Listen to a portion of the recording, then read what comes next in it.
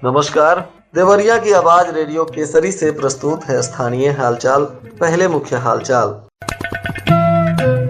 कार्तिक पूर्णिमा पर सरयू नदी में उमड़ी श्रद्धालुओं की भीड़। देश में 2/3 लोग मधुमेह से हैं पीड़ित।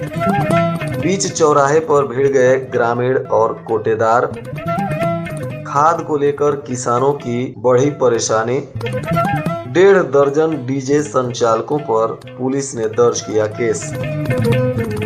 स्थानीय हालचाल के इस अंक के साथ मैं निकेत मिश्र। अब हालचाल विस्तार से।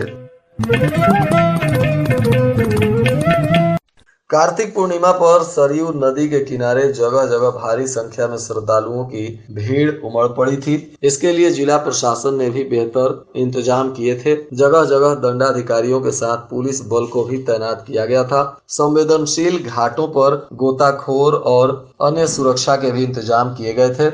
बताया जा रहा है कि भगवान विष्णु को बेहद प्रिय मास कार्तिक की पूर्णिमा पर जनपद में श्रद्धालुओं ने सुबह से ही सरयू नदी में बड़ी संख्या में आस्था की डुबकी लगाई और सत्यनारायण की कथा का भी श्रवण किया। श्रद्धालुओं की भीड़ से बाजार में काफी चहल पहल रही। दुकानों पर भी खरीदारी के लिए दिन भर भीड़ देखी गई। शाम से ही श्रद्धालुओं का जत्था आने लगा था। देर रात तक नगर में जाम की स्थिति बनी रही। धर्मशाला, नदी घाट और विद्यालयों में श्रद्धालुओं के ठहरने का इंतजाम किया गया था।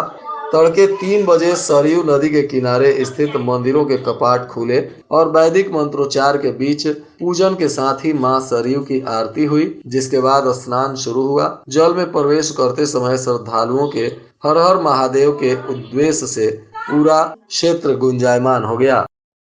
इधर आरोग्य भारती के तत्वाधान में सदर विकास खंड के ग्राम सिंघही में विश्व मधुमेह दिवस पर लोगों को इसके उपचार को लेकर उससे होने वाले नुकसान इत्यादि को समझाने के लिए जागरूकता अभियान चलाया गया। आरोग्य भारती के प्रांतीय उपाध्यक्ष और पूर्व जिला उपाध्यक्ष भाजपा देवरिया डॉक्टर अजीत नारायण मिश्रा ने कहा कि आज पूरे भारतवर्ष में मधुमेह से पीड़ित लोगों की संख्या लगभग 2/3 है। इसके कारण भारत मधुमेह की कैपिटल बनने की ओर अग्रसर है। इसलिए मधुमेह से जागरूकता लाने को लेकर अभियान चल रहा है। सभी लोगों को अभियान चलाना चाहिए। सभी चिकित्सक और चिकित्सकीय संगठनों का यह परम दायित्व है कि लोगों को इस गंभीर बीमारी के प्रति जागरूक करें। मधुमेह से बचने के लिए उचित खान पान, स्वस्थ जीवन शैली, ऋतुचर्या, दिनचर्या, योग, आयुर्वेद अपनाकर लोग इसके दुष्प्रभाव से बच सकते हैं। इसके लिए रक्त में शर्करा की जांच समय समय पर कराते रहें।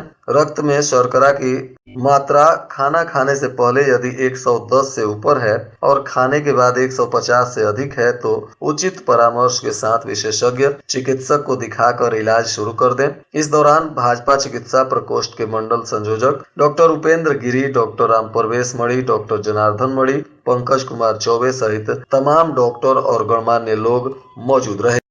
गौरी बाजार में घटतौली को लेकर कस्बा के करीब 1 गांव के कोटेदार और दर्जनों ग्रामीण आपस में भिड़ गए। कस्बा के सब्जी मंडी में भिड़े दोनों पक्ष काफी देर तक हाथापाई करते रहे। दोनों पक्ष एक दूसरे के खिलाफ शिकायत करने भी पहुंच गए। कुछ देर बाद दोनों पक्षों ने आपस में सुलह समझौता भी कर लिया। बताया जा रहा है कि गौरी बाजार के कस्बा से सटे एक गांव के ग्रामीण सुबह राशन लेने पहुंचे थे। कोटेदार से घटतौली की शिकायत की तो कहासुनी होने लगी। मारपीट की नौबत आ गई। ग्रामीणों ने बीच बचाव कर दिया। आक्रोशित ग्रामीण और कोटेदार एक दूसरे पर शिकायत करने थाने भी पहुंच गए थे, परंतु बीच बचाव कर किसी तरह मामले को शांत कराया गया। रबी अभियान की शुरुआत में ही फॉस्फेटिक खाद का संकट गहरा गया है।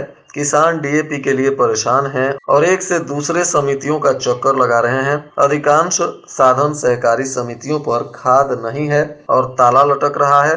खाद नहीं मिलने से कुछ क्षेत्रों में बुआई भी पिछड़ने तथा खेत की नमी कम होने से किसान परेशान है। वहीं किसान बुआई को प्राइवेट दुकानों से खाद खरीदने को भी मजबूर है। खाद की किल्लत और किसानों की परेशानी का खुलासा जब मीडिया रिपोर्ट में सामने आया तो जिला कृषि अधिकारी मृत्युंजय कुमार सिंह ने कहा कि रबी में 20,732 मीट्रिक टन डीएपी का वितरण किया जाना है, जिसमें से 12,550 एमटी नवंबर माह का लक्ष्य है। इसमें से 8,903 मीट्रिक टन बिक्री केंद्रों पर और 584 मीट्रिक टन अभी तक बफर स्टॉक में उपलब्ध रखा गया है।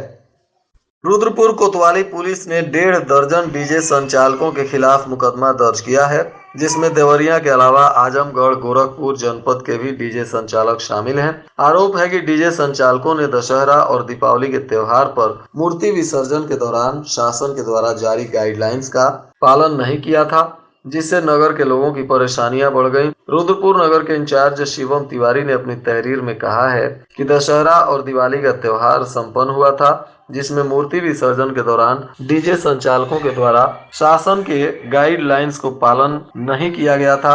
मानकों के प्रतिकूल अत्यधिक तीव्र ध्वनि गीत संगीत बजाए गए, जिससे नागरिकों को काफी परेशानी हुई। अब इन डीजे संचालकों पर केस दर्ज कर कानूनी कार्रवाई करने में प्रशासन जुट गया है। देवरिया में मारपीट की 3 घटनाओं में सदर कोतवाली पुलिस ने 20 लोगों पर केस दर्ज किया है। इसमें मारपीट करने में दूसरे पक्ष घटैला गाजी निवासी 8 नामजद और 5 अज्ञात पर मुकदमा दर्ज हुआ है, जबकि परसिया मॉल में मारपीट करने में दोनों पक्षों के 8 के खिलाफ केस दर्ज हुआ है। सदर कोतवाली के बड़हरा निवासी गौरव पांडे ने पुलिस को तहरीर देकर जहां केस दर्ज कराया है, तो वहीं दूसरे तरफ से भी केस दर्ज कराया गया है। पुलिस अब मामले की तफ्तीश कर रही है। मौसम के होने वाले बदलाव के साथ ही धीरे धीरे ठंड भी बढ़ने लगी है। हालांकि अभी बहुत ठंड तो नहीं पड़ रहा है, फिर भी इसके चलते सांस और एलर्जी के मरीज भी बढ़ने लगे हैं, जिससे मेडिकल कॉलेज में प्रतिदिन लगभग 80 से 100 सांस और एलर्जी के मरीज आ रहे हैं। सुबह कोहरा और मौसम में आर्द्रता होने के चलते धीरे धीरे ठंड के दस्तक देने के साथ ही सांस और एलर्जी के मरीजों की संख्या तेजी से बढ़ रही है। स्वास्थ्य विभाग सभी लोगों को अपने स्वास्थ्य को लेकर जागरूक रहने और सतर्क रहने की अपील कर रहा है। ऐसे मौसम में डॉक्टरों से अपने स्वास्थ्य के प्रति जानकारी लेकर और सचेत रहें तथा स्वस्थ रहें।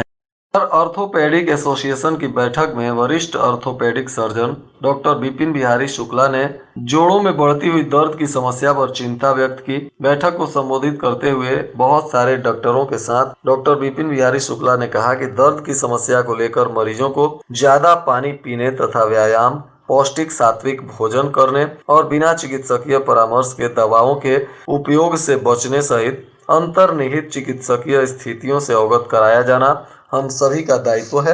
उन्होंने कहा कि मरीज को सही डायरेक्शन में बैठने, खड़े होने के साथ तनाव मुक्त रहने का सलाह देना आवश्यक है। बैठक को और भी दर्जनों डॉक्टरों ने संबोधित किया और लोगों को जोड़ों के दर्द से संबंधित कई तरह की आवश्यक जानकारियां भी दी।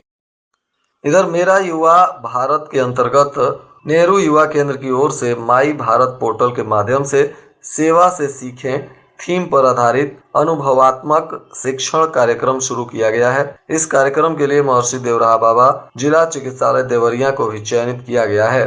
जिला युवा अधिकारी रश्मि मिश्रा ने बताया कि सेवा से सीखें थीम पर आधारित अनुभवात्मक शिक्षण कार्यक्रम में आवेदन की अंतिम तिथि 15 नवंबर 2024 निर्धारित था, जिसे बढ़ाकर 30 नवंबर 2024 कर दिया गया है। इच्छुक युवा 30 नवंबर 2024 तक माई भारत एप्लीकेशन पर जाकर अपना आवेदन कर सकते हैं। उन्होंने कहा कि इस कार्यक्रम का उद्देश्य युवाओं में सेवा, समर्पण, करुणा जैसे भावों का सृजन करना है।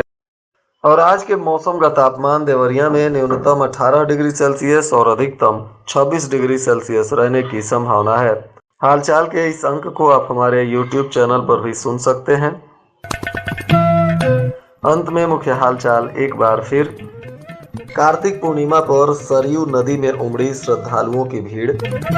देश में 2/3 लोग मधुमेह से हैं पीड़ित। बीच चौराहे पर भिड़ गए ग्रामीण और कोटेदार। खाद को लेकर किसानों की बढ़ी परेशानी। 1.5 दर्जन डीजे संचालकों पर पुलिस ने दर्ज किया केस। इसके साथ ही रेडियो केसरी से प्रसारित स्थानीय हालचाल का यह अंक समाप्त हुआ। नमस्कार।